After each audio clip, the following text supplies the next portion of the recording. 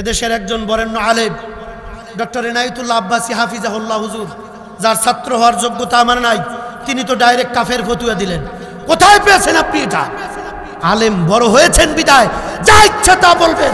কে স্বাধীনতা দিয়েছে এটা আপনাকে? এই কথা বলেন না কেন, ঠিক কিনা?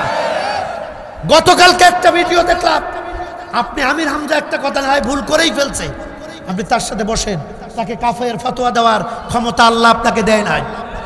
আপনারা কথা বলেন না কেন? গতকালকে আর একটা নিউজ দেখলাম, ভণ্ড, যদিও এই সময় আলেমে আলেমে আমরা গুতেগুতি করা ঠিক না, তারপরেও যারা ভণ্ড তাদেরকে ভণ্ডই বলতে হয়।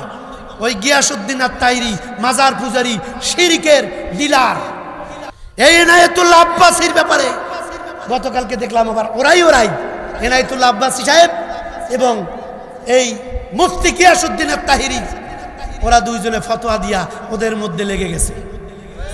হে মুসলমান, শুনে রাখো, 16 বছর কি নির্যাতিত হয়েছেন? কিচ্ছু হয় নাই।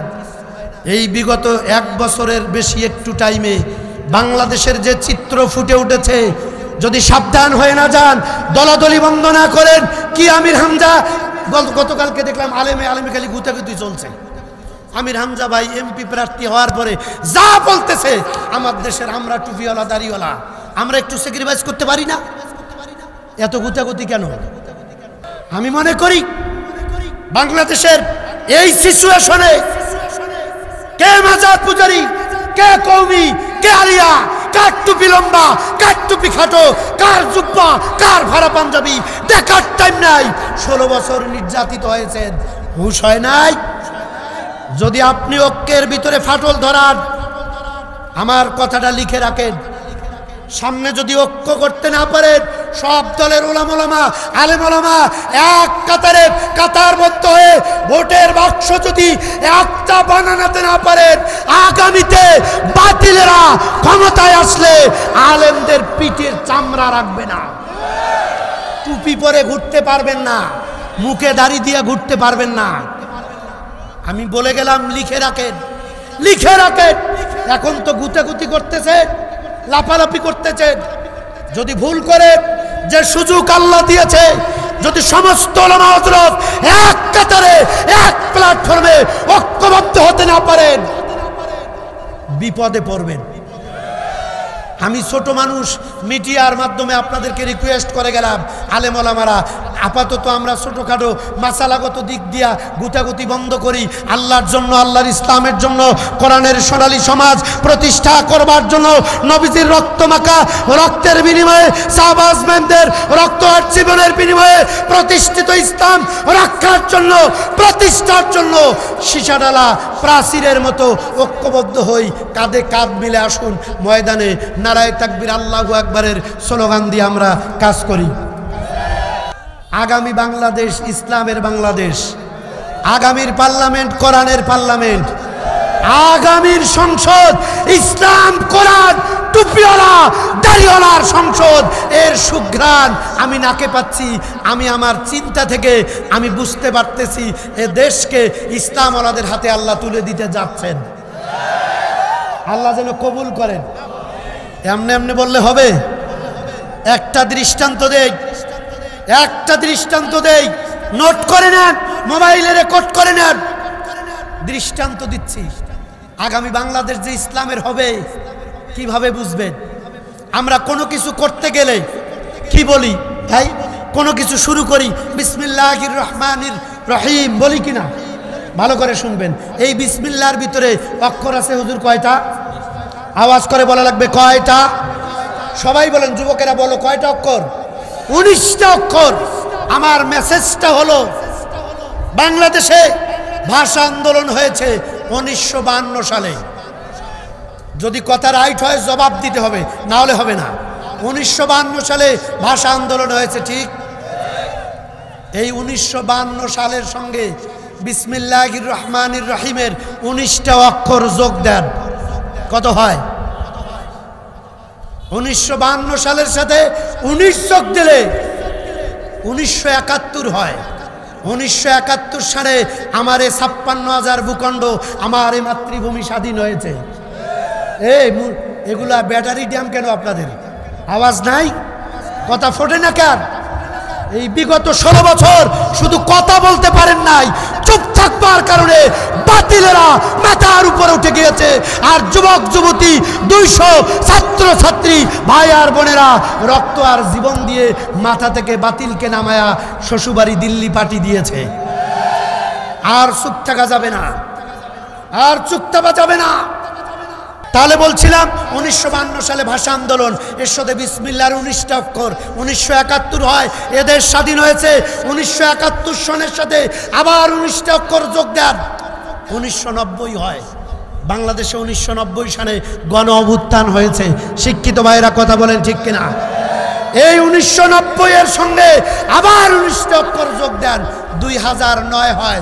2009 সনে এই বাংলার ভূখণ্ডে বিডিআর বিদ্রোহ হয়েছে। কথা বলতে হবে, জোরে বলেন ঠিক কিনা? আবার 2009 সনের সাথে বিসমিল্লাহির রহমানির রহিমের 19টা অক্ষর যোগ দেন, 2028 সাল হয়। আমি কোরআন হাতে নিয়া, কোরআন বুকে নিয়া আল্লাহকে ভরসা রেখে এ কথাটা বলতে পারি, 2028 সাল যখন আসবে ওই সময়টা হবে ইসলামের, কোরআনের, ইসলামওয়ালাদের ইনশাআল্লাহ। সুতরাং এ কথা থেকে স্পষ্ট বোঝা যায় একজন যুবক হাফেজে কোরআন কয়েকদিন আগে একটা আবেগময়ী কথা বলছে, কেউ আর মাইন্ড করবেন না। আমি এক যুবকের, হাফেজ যুবকের আবেগ ঘন একটি কথা আমাকে বললো যে হুজুর আমার কাছে কি মনে হয় জানেন কি ভাই? বলছে যে হুজুর আমার মনে হয় আগামীতে বাংলাদেশে ইসলাম ক্ষমতায় যাবে, কেউ ঠেকাতে পারবে না। আপনারা কথা কন না কেন? তা আমি বললাম ভাই তুমি এই বয়সে এই কথা কেমনে বললা? হুজুর আমার একটা আইডিয়া আসছে মাথায়। কি আইডিয়া? আল্লাহ পাক যখন কোরআন ওহী করেছেন নবীজির উপরে, কোরআন নাজিলের আগে আল্লাহ পাক কোরআন দিয়ে রাষ্ট্র পরিচালনা করবে নবীজি, এই জন্য আগেই তার সিনাটা অপারেশন করে নিয়েছেন। হুজুর কথা বলতে হবে ঠিক কিনা? আল্লাহ সিনা চাক করেছেন নবীজির, পরিষ্কার করে তারপর ন্যায্য ন্যায় আর ইনসাফ ভিত্তিক রাষ্ট্র যেন পরিচালনা করতে পারেন নবীজি, তখন আল্লাহ কোরআন নাজিল করেছেন। কি ভাই ঠিক কিনা? যুবকটা বলতেছে হুজুর আমার ধারণা যে বাংলাদেশের গণমানুষের আস্থার ঠিকানা বাংলাদেশ জামায়াতে ইসলামীর আমিরে জামাত ডক্টর শফিকুর রহমান, আল্লাহ হয়তো তার হাতে ক্ষমতা তুলে দিবেন, তাকে আল্লাহ হয়তো কোরআন দিয়ে রাষ্ট্র পরিচালনার জন্য হয়তো আল্লাহ কবুল করবেন। যদি নাই করে তাহলে এই যে কয়েকদিন আগে ওপেন হার্ট সার্জারি, আল্লাহ আগেই তার হার্ট সার্জারি করে সব পরিষ্কার করে নিয়ে আল্লাহ হয়তো ক্ষমতায় বসায়া কোরআন দিয়া দেশ চালার জন্য তাকেই আল্লাহ বেছে নিবেন। আল্লাহ যেন কবুল করেন, জোরে কোন আমিন, আরো চিল্লায় কোন আমিন। হতেও পারে, এটা আমার কথা না, এটা এক ছোট্ট যুবকের আবেগ ঘন কথা। আমি তারে জড়িয়ে ধরে বলছি ভাই তুমি একটা যেটা ভেবেছো একেবারেই খারাপ ভাবনাই হলেও হতে পারে, সব ক্ষমতার মালিককে, চেয়ারে বসানোর মালিককে। তবে সারা বাংলাদেশের আনাচে কানাচে, টেকনাফ থেকে তেতুলিয়া, রূপসা থেকে পাতুরিয়া, সুন্দরবন থেকে বান্দরবান, শুধু মুসলমান না হিন্দু খ্রিস্টান বৌদ্ধ না ছাড়া তাদের এক কথায় আপজাবি নাঙ্গল দিয়া জমি চাষ করলাম, ধান বপন করে কেটে আনলাম, নৌকায় তুলে পারও করেছি। এবার একটু দাড়ি পাল্লায় ওজন করে দেখতে চাই। আওয়াজ করে কথা বলেন, কথা ঠিক কিনা? আল্লাহ যেন কবুল করেন, জোরে বলেন আমিন, আর জোরে কোন আমিন। সম্মানিত ভাইরা, আল্লাহ পাক আপনাকে আমাকে দুনিয়ায় পাঠিয়েছে, গোলামি করা লাগবে কার? জোরে বলেন কার? আল্লাহ রাব্বুল আলামিন বলেন এই দুনিয়া যদি আমার গোলামি, আমার দাসত্ব করে তাহলে কি হবে? আল্লাহ পাক বলেন ফাদখুলি ফি ইবাদি ওয়াদখুলি জান্নাতি। আল্লাহ পাক বলেন আমার দুনিয়ায় আমার গোলামি, আমার দাসত্ব করবে যারা, আমার জান্নাতের মেহমান হয়ে যাবে তারা। চিৎকার করে বলুন সুবহানাল্লাহ। ভাইয়ের আমার মা বোনেরা, এবার একটু কষ্ট করে হাত তোলা লাগবে। আল্লাহর জান্নাত পেতে চাই কারা কারা? কারা কারা জান্নাত যেতে চান হাত তোলেন। লিল্লাহি তাকবীর। আল্লাহ যেন কবুল করেন, জোরে বলেন আমিন। এই হাত তুললে কি জান্নাতে যাওয়া যাবে? হাত নামান, হাত নামান। হাত তুললেই জান্নাত যাওয়া যাবে না, জান্নাতের জন্য কাজ করা লাগবে। জান্নাতের ঠিকানা রাস্তা হলো এই কোরআনে কারীম। এটি হচ্ছে যালিকাল কিতাবু লা রাইবা ফি, এটি এমন একটি রাস্তা, সংবিধান। এই যে কোরআনে কারীমের ভিতরে রশি আছে, এই যে মাঝখানে কিছু রশি আছে দেখা যায়, আমি আপনাদেরকে দেখাই, আছে না নাই? দেখেন তো আছে না নাই? আমার দিকে দেখুন, এই যে রশি, এই রশির এক ঠিকানা, একটা মাথা আমার হাতে আর একটা কোরআনে। আল্লাহ পাক বলেন এটি জান্নাতের রশি, কোরআনটা জান্নাতের রশি। জান্নাতের একটা মাথা আছে, কোরআনের একটা মাথা আছে জান্নাতে। কোরআন রশি নামক কোরআন, এই কোরআনের আরেকটা ঠিকানা হলো দুনিয়ায়। যারা দুনিয়ায় কোরআন নামক রশিটা শক্ত করে ধরবে, কোরআন যা বলবে তা মেনে নেবে, কোরআন যা নিষেধ করবে তা মানতে গিয়া প্রয়োজনে জীবন দিবে, শহীদ হবে। কোরআন যা নিষেধ করেছেন তা কোনোদিন করবে না। কোরআনের রশি নামক কোরআন, এক মাথা দুনিয়ায় আর এক মাথা কোথায়? কথা বলে না মুসলমান, কথা বলে না। এক মাথা দুনিয়ায় আর এক মাথা কোথায়? আল্লাহর জান্নাত যারা পাইতে চান, সব দলের মানুষ সবাই তো চায় আল্লাহর জান্নাত। যেমন একদিনও নামাজ পড়ে না, এরপরে কয় হুজুর আমি তো বিশ্ব নবীর উম্মত, আমাকেও আল্লাহ বানিয়েছে, আমি জান্নাত যাবই। আমি কই তোর গলে জুতো পিটা, তাহাজ্জুদ পরে কপালে করা ফেললাম, কানতে কানতে চাই নামাজ ফিরে যায়। লক্ষ কোটি এরকম তাহাজ্জুদ গুজারি আমার দেশে আছে, তারপরেও কলিজায় ভয়, আল্লাহ মাফ করবে কিনা, জান্নাত তো দূরের কথা, জান্নাতের সুঘ্রাণ পাবো কিনা সন্দেহ। এই কথা বল না কেন? আর ওই সিটার এক ওয়াক্ত নামাজ পড়ে না, রোজা নাই, হজ নাই, জাকাত নাই, কোরআন নাই, সুন্নত নাই, নবীর সুন্নত নাই, মুখের উপরে হাইব্রিড মস্তুইয়া, ওখানে আবার সারও লাগায়, মসজিদ ঘুড়ি ঘুড়ি পাকড়ে পাকড়ে তুইছে। কথা কোন যুবকেরা কথা বলে, এরকম সিটার বাটপার আছে না, খালি পেটের সাইজ দেবেন, এই যে যা পায় দুই হাত দিয়ে মুসলে আনে আর খায়। এখন আরো আরো হার্ড লাইনের কথা হবে, যারা অনেকেই চলে যাচ্ছে, হয়তো অনেকের এই কথাগুলো লোড নিতে পারতেছে না। কই মৌলবি বলে কি রে, কথা কন ঠিক কিনা? আমরা 16 বছরে ভয় পাই নাই। আপনি আমাদের বিগত বছরের আলোচনা ইউটিউবে দেখবেন, আমরা তখনও কথা বলেছি, আজও বলতেছি, ভবিষ্যতে বেঁচে থাকবো যতদিন জীবনের সবটুকু ঝুঁকি নিয়ে আল্লাহর খুশির জন্য হক কথা বলবোই বলবো, কাউকে পরোয়া করব না। চিৎকার করে কথা বলেন ঠিক কিনা? সম্মানিত ভাইরা, তাহলে জান্নাত পাওয়ার আশা আমাদের আছে না নাই? আর একটু জোরে বলেন, আছে না নাই? এমনি এমনি জান্নাত পাওয়া যাবে? আল্লাহ রাব্বুল আলামিন কি চমৎকার করে কোরআনে কারীমের ভিতরে বললেন। আল্লাহ পাক বলেন, ইন্নাল্লাহু আশতারা মিনাল মুমিনিনা আনফুসাহুম ওয়া আমওয়ালাহুম বিআন্না লাহুমুল জান্নাত। আল্লাহ রাব্বুল আলামিন বলে, আমার গোলামে ও আমার বান্দা বান্দি, দুইটা জিনিস তুমি আমারে দিয়া দিবা। কয়টা? সবাই কর, কথা কার? আল্লাহ বলেন দুইটা জিনিস আমারে দিবা, বিনিময়ে তোমার জান্নাত 8টা দিয়া দিলাম। এক নাম্বার, এই দুনিয়ায় তোমার এই জীবনটা, বলেন তো আপনার আমার এই জীবনের মালিককে?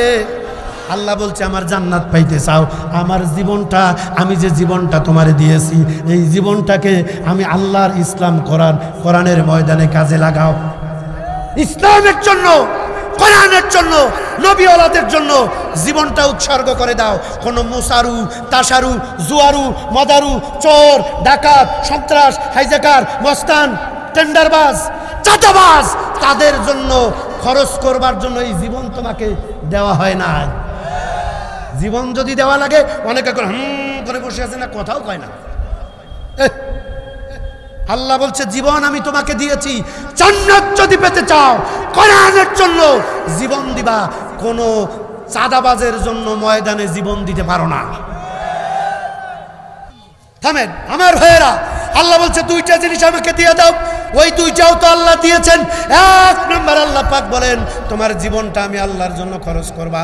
আর 2 নম্বর আল্লাহ পাক বলেন আমি যে মাল সম্পদ, টাকা পয়সা, বাড়ি গাড়ি সম্পদের মালিক তোমাকে বানিয়ে দিয়েছি, এটার মালিক কিন্তু তুমি না, ওটার মালিককে, সম্পদের মালিককে।